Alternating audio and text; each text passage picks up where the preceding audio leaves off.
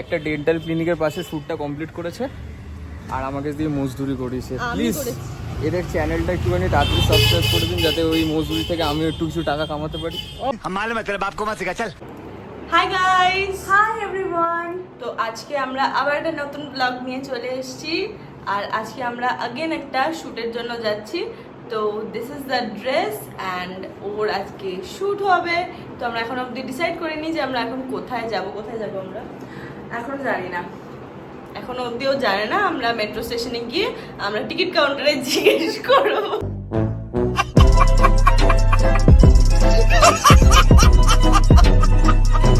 কারণ ও তো বলতে পারছে না, যার শুট সেই বলতে পারছে না। ঠিক আছে, তাহলে আমরা দেখা হচ্ছে কি হয়, আমরা তোমাদেরকে দেখাই কি আমাদেরকে কেমন লাগছে। So this is the dress যেটার জন্য আমি ভীষণ এক্সাইটেড, এটা শ্যুটটা হবে। একটা ব্লু র্যাপ ড্রেস, তার সাথে এরকম একটা এমব্রয়ডারি ওয়ার্ক করা আছে স্লিভে আর এখানে। আর এই ড্রেসটা ভীষণ ভীষণ প্রিটি। তার সাথে আমি এরকম একটা মেকআপ লুক করেছি আর আশা করি ভালো লাগবে। তোমরা যারা আমাদের দুজনকে ইনস্টাগ্রামে ফলো করো না তারা কিন্তু আমাদেরকে ইনস্টাগ্রামে ফলো করবে, নিচে হ্যান্ডেল দেওয়া থাকবে, ওখানেই আর কি এটার রিলটা আমি পোস্ট করবো। সো ডেফিনেটলি আমাদেরকে ওখানে ফলো করবে। বেশি কথা না বলে আমরা এবার যাই। তারা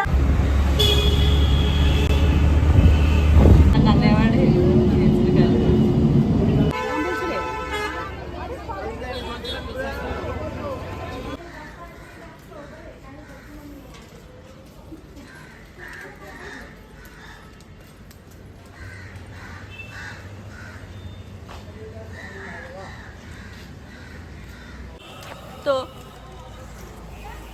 ডান আজকের জন্য। অনেক জানানোর পরে দুজনে মজদুরি করি আমাকে দিয়ে। আমি মজদুরি করেছি, আমি দুটো ব্যাগ ধরে ধরে হেঁটেছি আর আমার দিদি 500। এই তো প্রথমবার মুখ খুলেছে, যাই হোক ভালো কিছু বলেছে প্রথমবার। তো যদি ভালো লাগে প্লিজ লাইক করো, কমেন্ট করো, শেয়ার করো এন্ড সাবস্ক্রাইব। আমরা এটা খুব সুন্দর গলিতে শ্যুটটা করে নিয়েছি আর প্রচন্ড অন্ধকার হয়ে যাচ্ছে রাস্তায়। তো জাস্ট ফটাফট শ্যুটটা শেষ করে এখন আমরা বাড়ি চলে যাব। ঘেমে গেছি। হাই বোন,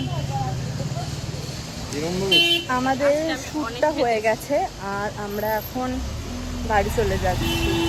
না না তার আগে আমরা হাতিবাগান যাচ্ছি, কিছু জিনিস দেখবো, তোমাদেরকেও দেখাবো। নিশ্চয়ই কিনবো, এ তো না কিনে পারে না, এই নিশ্চয়ই কিনবে। প্রথমে বলে কিনবে না, তারপরে 1,000 টাকার কিনে নেয়। যাই হোক দেখা যাক, আমরা যাই আগে পৌঁছাই, কারণ প্রচণ্ড ভিড়। আসার সময় দেখছিলাম, তো দেখি কি হয়। ভিড় বুঝে তারপর যাবো, কারণ প্রচণ্ড এক্সস্টিং লাগছে। তো দেখা যাক, তোমাদেরকে দেখাবো।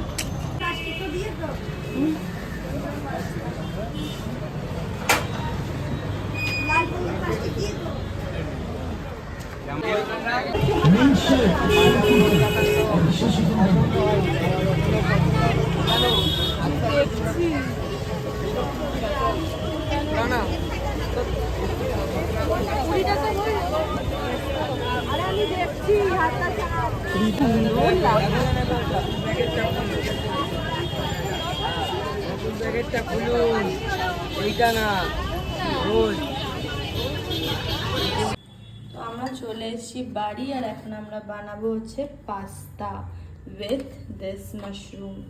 এটা আমরা কিনে নিয়ে এসেছি একটু আগে মেট্রো স্টেশনের সামনে থেকে। লেটস সি মাশরুম দিয়ে পাস্তা কেমন হয়।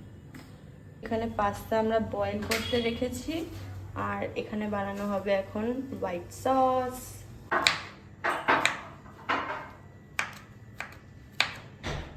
এখানে আমরা আগে মাশরুমটাকে ছোট ছোট করে কেটে নিয়েছি। এবার আমরা এটাকে আরেকবার ধুয়ে এটাকে আমরা ভাজবো। এখানে আমাদের পাস্তাটা অলমোস্ট বয়েল হয়ে গেছে, এটা হাফ কুক হয়ে গেছে। তো এটাকে বন্ধ করে দিলাম। আর এখানে আমরা দিয়ে দেবো হচ্ছে একটু পরিমাণ মতো তেল, মানে যতটা দেখে একটু করো, কারণ আমি তো ঠিক জানি না। আমি আমার পরিমাণ মতো, আমার মনে হচ্ছে এতটাতে আমার ভাজা হয়ে যাবে। তো এটা দিলাম, মাশরুমগুলো দিয়ে দেবো।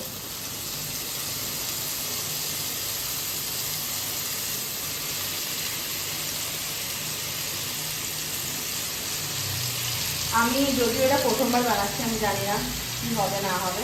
আমার তো একেবারে খাওয়ার ইচ্ছা নেই মাশরুমটা, বাট স্টিল দিদির ওপর ভরসা করে দেখা যাক। এবার আমরা হালকা একটুখানি গোলমরিচ আর একটুখানি নুন, এই দুটো আমরা দিয়ে দেবো। ভেজে নিচ্ছি, অল্প একটু নুন দিলাম।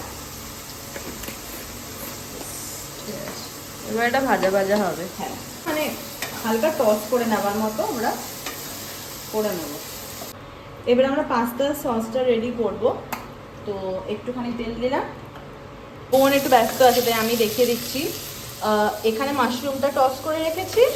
এবার আমরা আমাদের ক্যাপসিকামটাকেও একটু টস করে দিচ্ছি, যেহেতু অন্য কিছু দেবো না এটাতে, পেঁয়াজ। তো আমি শুধু ক্যাপসিকামটাকে হালকা করে টস করে নিয়ে তারপর আমাদের সসটা বানাবো। যাই হোক, একটু তেল দিয়ে দিয়েছি এটার মধ্যে, প্যানের মধ্যে একটু তেল দিয়েছি। এবার আমরা দেব ময়দা। এটা একটা বড় চামচ ময়দা দিয়েছি। আচ্ছা, 1 চামচ এটা? হ্যাঁ, একটা বড় চামচ,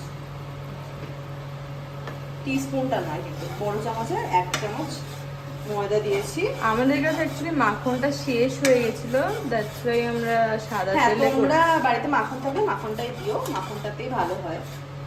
মাখনই দেয়, আমরা জুগাড়ু। না, মাখন দেয় বলে না, তেলও দেওয়া যায়, ওটাতে কোনো অসুবিধা নেই। লামস থাকলে কিন্তু ভালো লাগবে না, আগে থেকেই বলে দিচ্ছি। তাই যখন অ্যাড করবে হালকা মিক্স করতে থাকবে।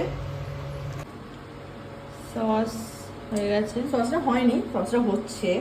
তো আমি হালকা করে গ্যাসটা বাড়িয়ে দিয়েছি। এটার মধ্যে আমরা দিয়ে দেবো গোলমরিচ।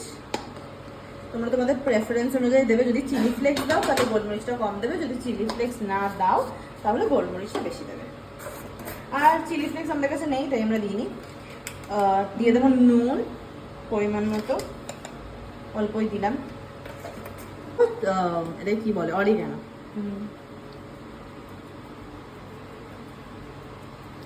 প্রচন্ড টেম্পটিং লাগছে দেখতে সিজনিং দেওয়ার পর। এবার আমরা ঢেলে দেবো এটাতে আমাদের পাস্তা, বয়েল পাস্তা। এই পাস্তা দিয়ে দিলাম, হালকা মিক্স করে নেব।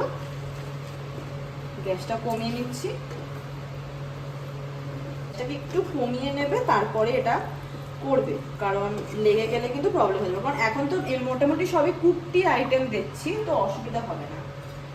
এবার আমরা ঢেলে দেবো আমাদের মাশরুম আর আমাদের ক্যাপসিকাম।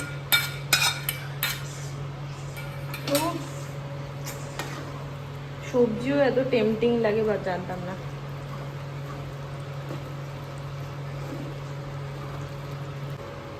এই হয়েছে দেওয়া চিজ, আর দেখতেই পাচ্ছ পুরো চিজি হয়ে গেছে ব্যাপারটা। এবার এটা মিক্স করে দেবে। তোমরাও বাড়াও বাড়িতে আর খাও। একটু অরিগানো হালকা করে দিলাম, আমার একটু কম লাগবে। অরিগানো তো যত দিবি ততই ভালো লাগে। এবার আমরা নাড়িয়ে দেবো, ওটাকে মিক্স করে দেবো। কি ক্রিমি দেখতে পাচ্ছ। টেস্টটা কিন্তু সোহাম বলবে কেমন হয়েছে, কারণ ওই আমাদের হেল্পও করেনি, কিছুই করেনি, বসেছিল ঘরে। ওই টেস্ট করে বলবে কেমন হয়েছে। আমার তো দেখে খারাপ লাগছে না, আমার তো খুবই ভালো মনে হচ্ছে। এখনই খেয়ে নিন বেড়ে। আমাদের cheesy white sauce pasta ready with mushroom. আমার তো খুবই ভালো লাগছে, পুরো মনে হচ্ছে আমি কোনো রেস্টুরেন্টে মানে এসছি। রেস্টুরেন্টের মতনই হয়েছে অ্যাকচুয়ালি, কিন্তু এটা টেস্টের মতো বোঝা যাবে না আদতেও রেস্টুরেন্টের মতো হয়েছে নাকি যা তা হয়ে গেছে।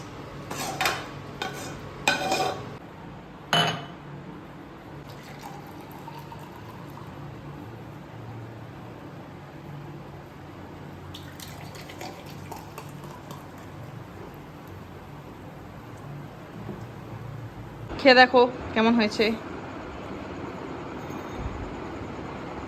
ভালো হয়েছে? খুব ভালো হয়েছে, সত্যি করে বল, ফালতু বলিস না। খুব ভালো হয়েছে রান্নাটা, আগের থেকে অনেক বেশি শিখে গেছে। আপনারা নিশ্চয়ই ট্রাই করবেন এই রেসিপিটা বানানোর আর খাওয়ার। খুব ভালো হয়েছে। চিয়ার্স।